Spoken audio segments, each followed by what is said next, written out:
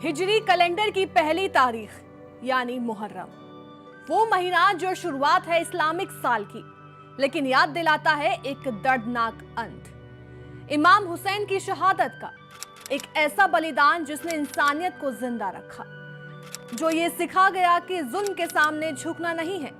एक तरफ दुनिया भर के अंग्रेजी नए साल की शुरुआत पर जश्न मनाया जाता है, तब इस्लाम धर्म में नए साल की पहली तारीख मातम लेकर आती है। मुहर्रम इस्लामी कैलेंडर का पहला महीना है, जिसे हिजरी सन की शुरुआत के तौर पर भी जाना जाता है।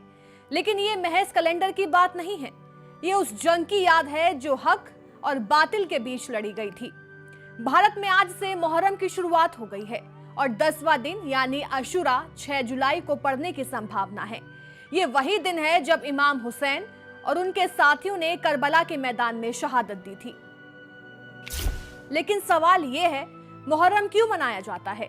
क्यों ये महीना शिया मुसलमानों के लिए इतना खास है?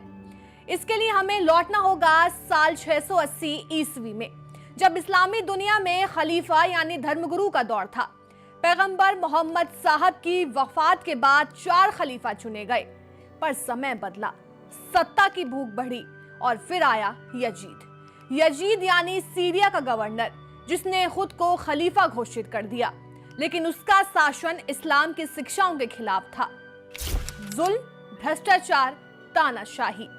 इमाम हुसैन पैगंबर मोहम्मद के नवासे, उन्होंने इस जालिम सत्ता को ठुकरा दिया। यजीद को यह इनकार मंजूर नहीं था।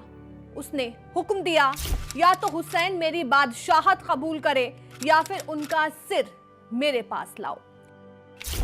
करबला की ओर यात्रा। इमाम हुसैन ने अपने परिवार और कुछ साथियों के साथ मक्का छोड़कर इराक की ओर कूच किया, ताकि खून खराबे से बचा जा सके। वो पहुंचे करबला, पर वहां उनका रास्ता रोक दिया गया, पानी बंद कर दिया गया, भूख प्यास की इंतहा हो गई। इमाम हुसैन समझाते रहे, मैं यजीद जैसा फासिक को कभी नहीं मानूंगा। आशुरा की रात और शहादत। 9 मुहर्रम की रात, जिसे कहा जाता है आशुरा की रात, हुसैन ने कहा, मुझे एक रात दे दो ताकि मैं अल्लाह की इबादत कर सकूं। 10 मुहर्रम की सुबह जंग का ऐलान। 72 लोग, हुसैन के साथी, सब शहीद हो गए। आखिर में बचे सिर्फ इमाम हुसैन, और तभी उनका 6 महीने का बेटा अली असगर, जो प्यास से तड़प रहा था। इमाम उसे गोद में उठाकर यजीद की फौज से बोले, अगर मुझे मारना है मारो, लेकिन इस मासूम को तो पानी दे दो।